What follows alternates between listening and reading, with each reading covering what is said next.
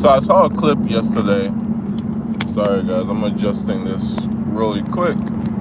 So I saw a clip yesterday about the Color Purple's Tiraj, and she's talking about how the Color Purple is celebrating women sticking together, is displaying the atrocities that women have gone through and why they should keep together. And then the second half of the clip, she says, "Oh, men, don't worry. And then she goes, "Yeah, because men will go up in arms and get upset and be upset that women are sticking together. So don't worry, it's not about you guys." And it's not that the women sticking together that offended me, and it's not that the men are upset that offends. What offends me is, again, this concept that we did Board versus Brown for education.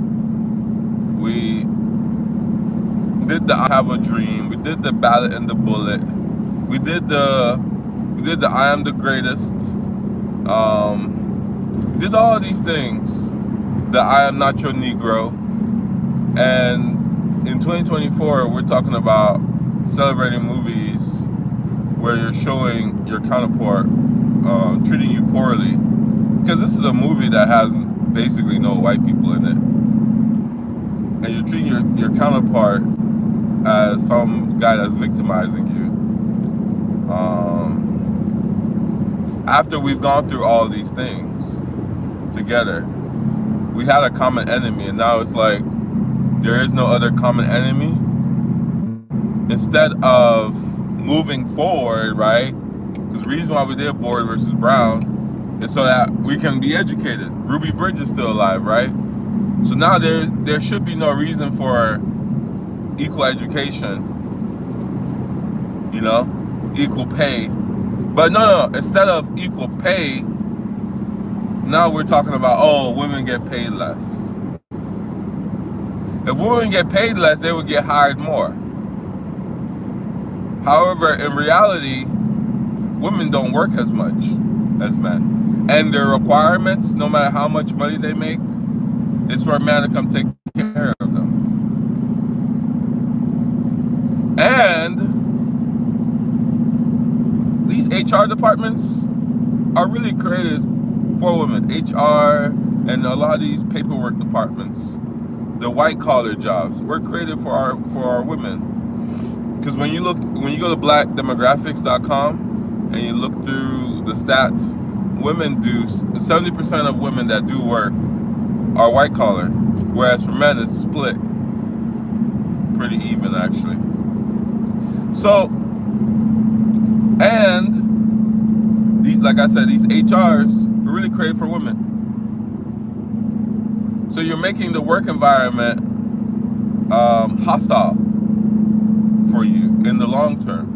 Because as men like me, maybe last generation, because obviously the last generation of men who were slowly spoon-fed this, they will talk to me about, oh, you don't value marriage, you don't care about love. It's like, dude, are you listening? Oh, don't you want a woman that wants you, doesn't need you, got her own money? Dude, are you serious?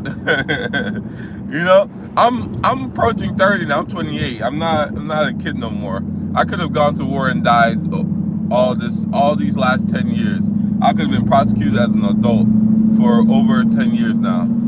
For 10 years now, exactly, really. Well, Alabama over 10 years because adult 17. So equal pay is there if you want it. And if you go after it, you're going to have to sacrifice some things. Likewise, with Board versus Education. Equal education is there. People kept saying that our women were the most to graduate or whatever, most with college degrees. It turns out, apparently, our women are the most to be enrolled. They're not graduating. And I'm seeing this with my own two eyes. A lot of things I come in here to talk about, and I see it with my own two eyes, and then I say the stat. I'm not here doing the talking points like these other guys are doing. No. If I see with my own two eyes, I'll tell you. Like in my family, first generation Nigerian, Igbo, who are very strict with dating just other black people from others country, ethnic groups that speak a different language. We have baby mamas now. We have 3 women who are baby mamas, I think. Yeah, I have 3 cousins that are baby mamas now. And 2 days ago now, because it wasn't last night, it was the night before, I met up for the first time with this girl that I rejected, that my parents tried to arrange marriage me to, and I rejected her a long time ago because I saw she wore a weave, I saw she was overweight, and I got this vibe that this woman, because when you see those 2 aspects, they tend to be mean and rude women, and so I already, from experience, I already rejected her. And then over the months, because I'm a nice person, I will say hi to you, I will greet you. If you text me or message me, I will respond. And over the last few months, I come to realize that, over the last few months, we had the opportunity to talk a couple of times. And so she was asking about financial questions and stuff of that nature, which I really love talking to people about. 401ks, mortgages, bank loans, these things that nobody talked to me about, that I had to understand, Anyway, so we went to Starbucks. She bought me Starbucks, which is only a number of women have done that. And honestly, I'm gonna have to stop accepting when a woman wants to do that. The reason why she bought it for me was basically thank me for all the information and helping her set up her financial portfolio. But I'm gonna have to stop allowing women to do that, because I see it doesn't come from a genuine, like, it's not coming from somewhere genuine. It's more so like, oh, let me show you, let me flex that I have money. And what she understands now, if she even has any reflection, is that you buying me Starbucks does not buy my time or loyalty or anything like that. That's the main difference with men. Men, you could do whatever you want to do for him. If he believes in XYZ, he's always going to believe in that, and he's going to stick to it. Whereas women can be swayed, you see. Even if they say they don't, they will be swayed, because they don't want to acknowledge what truly drives them, and that is survival. Whereas for men, I think at some point in our lives, we stamp that we're ready to die, and we're ready to die for this, and that's what makes a man a man. And it doesn't matter if it's that we're ready to die because you're wearing red or blue. We're ready to die because of, national honor, to protect the fatherland, like the Germans or whatever. At some point, every man stamps that he's ready to die. And when you look at, there are so many different clips I've seen throughout my life before I ever started talking about this stuff on YouTube, where you'll see an interview, and one of them went viral, so I just saw it again like 2 years ago. You'll see an interview where they'll ask men and women, which one would you prefer to die, you or your spouse? Men always said they're women. Women always said, men always said themselves. Women always said whoever they're married to, the man. So everybody in this society is co-signed that men's lives are worthless and has no value. Now, when you come back to the Tiraj P comment, right? Women sticking together. It's like, you're sticking together for what reason? And when I had Starbucks with this lady, we just casually talking about different things. And then she, I just happened to, let me ask her a couple of family planning questions. because under the ruse of like 401k and all this other stuff that I helped set her up with. So I wanted to know about her long-term life vision. And this is also to confirm if I was right for having sidelined her months ago. I sidelined her back like in May of 2023. Only thing she had going for her was that she was tall, but she was big. She was real big. Her legs are bigger than mine. That's a lot. That's a lot. And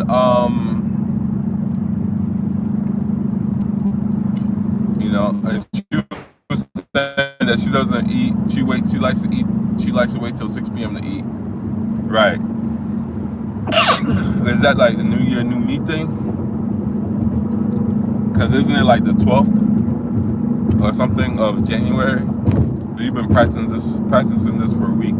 It's like those 600-pound girls who be talking about they only eat salad. When did you start that? Like midnight?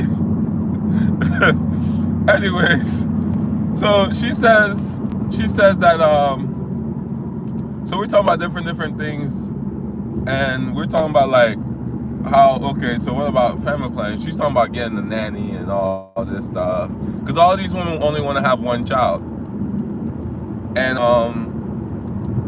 so then at some point she brings up a topic. She's like, apparently men are just 50% of men. So you go to one house, it might not be happening.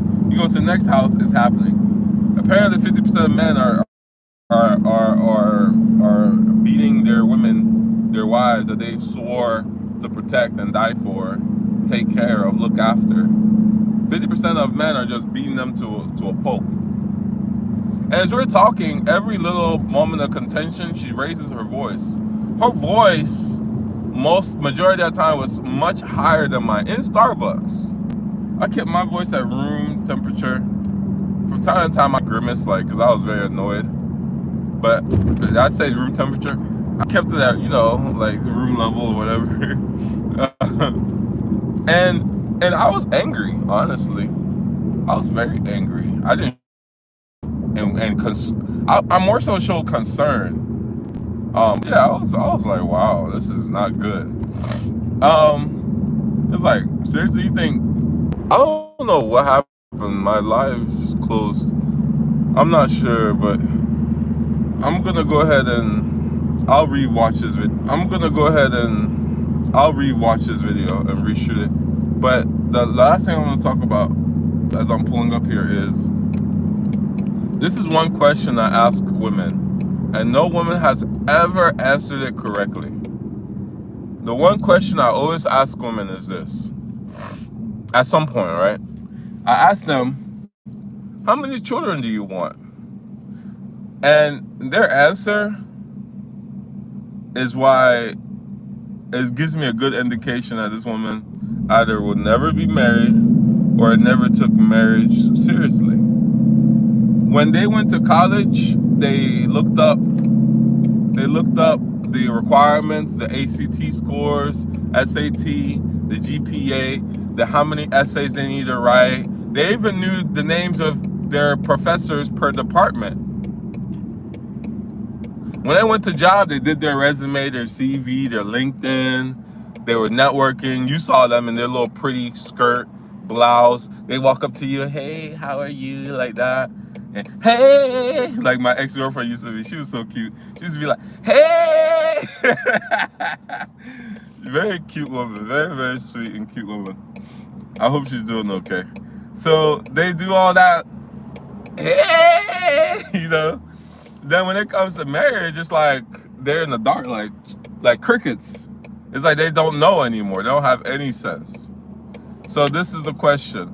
How many children do you want? No woman has ever answered it correctly, because this is actually a trick question. How many women do you want? Some girls would say, most girls would say 2 or 3. Most women would say 2 or 3. Just as they figure like a safe number is 2 or 3. They figured out that trick a while back. 2 or 3 doesn't sound evil, right? And honestly, they're kind of correct financially. I've come to learn, actually through Kevin Samuels, that 2 or 3 is actually very correct financially. And not for the reasons they want, you know. 2 or 3 doesn't mean you can afford to go on a vacation. 2 or 3 means, anyways. And then from time to time I'll hear 4. You know, it's rare. And then the other, actually pretty rare one, but it's not rare. It's not like only like 5% of women say this.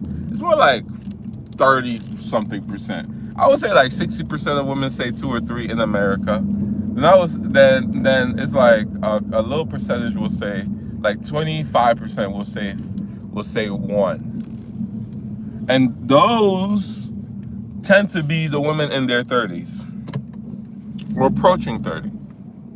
And if they're not necessarily approaching 30 something, then you have to ask yourself, like, so this woman doesn't believe in the whole family. And those usually, from my experience, come from white ladies. And the reason for that is because they'll go on this little like explanation of how there's overpopulation and whatnot and XYZ and this or that. But in reality, it's more so like they may be afraid of children. Like my ex, I think my ex was afraid of having kids. One, she didn't want to lose her figure. I remember that expression.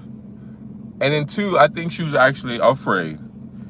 And I remember talking to her like, hey, your body was actually designed to do this. Like, don't be afraid. Yes, many women have died. But if it was most women who have died from childbirth, the humankind would not have made it to this point.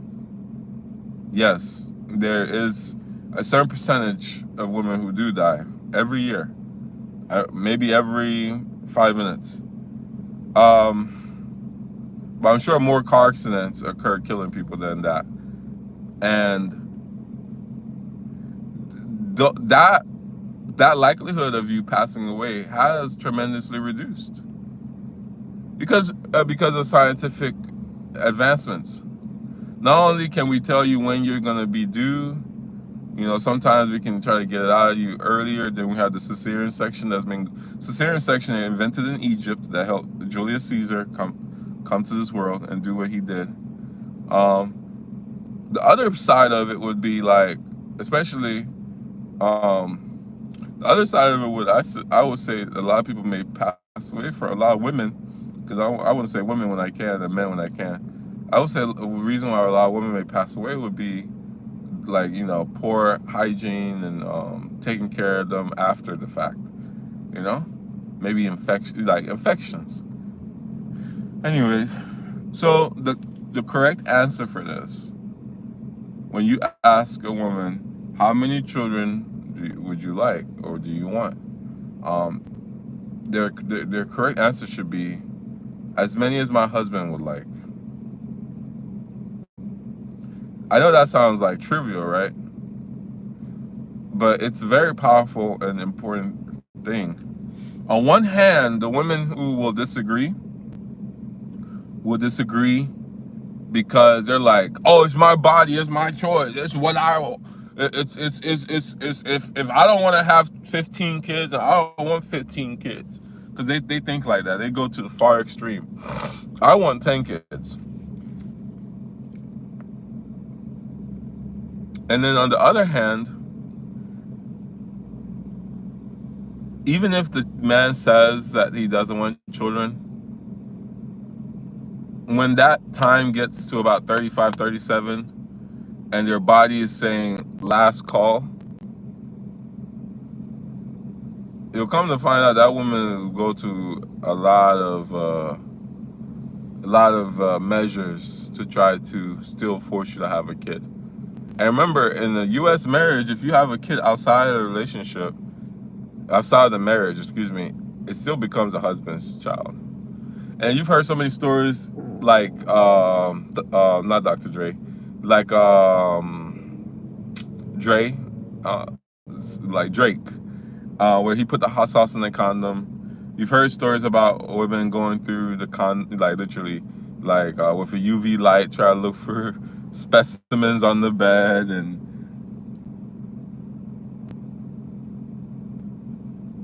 I don't know if I should even say this.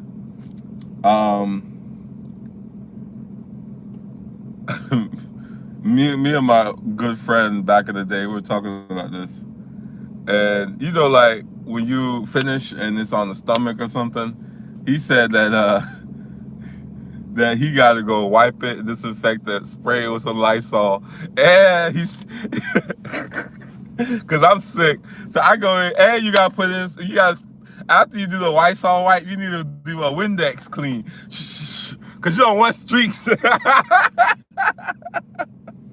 I said, make sure you hit it with the Windex. Make sure it comes ammonia free. Oh boy.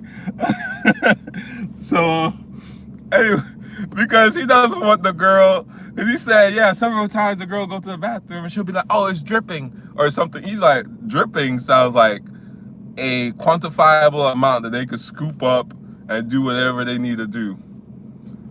Unfortunately, this guy, I guess, didn't do what he said he was gonna do. Because I definitely used the Windex. I definitely used the what they call it?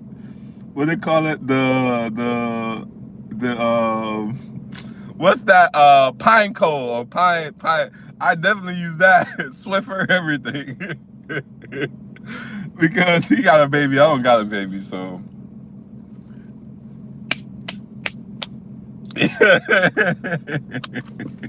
And also, I was telling him, hey, you know, you should probably like stop messing with her.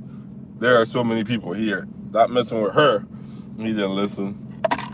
But his baby's real cute, and then they're doing well. Him and the girl are never on the same page, and she don't listen. And it's like my ex at the end of the relationship, she seems to be set on being his competitor and adversary. If he says go left, she goes right. He says jump, she sits. She don't want to cooperate. So his life is at a standstill till she either grows up or the child grows up so he can be free of her. And then likewise, she could definitely make his life a lot harder than what it is now. So there's that too. All right, I'm gonna come back and talk about the one question a woman can ask. I mean, one question women never get correct. I'll talk about that again, because that actually is a really good topic. And I always ask a girl this question. All right, bye. And sorry if the live was messed up.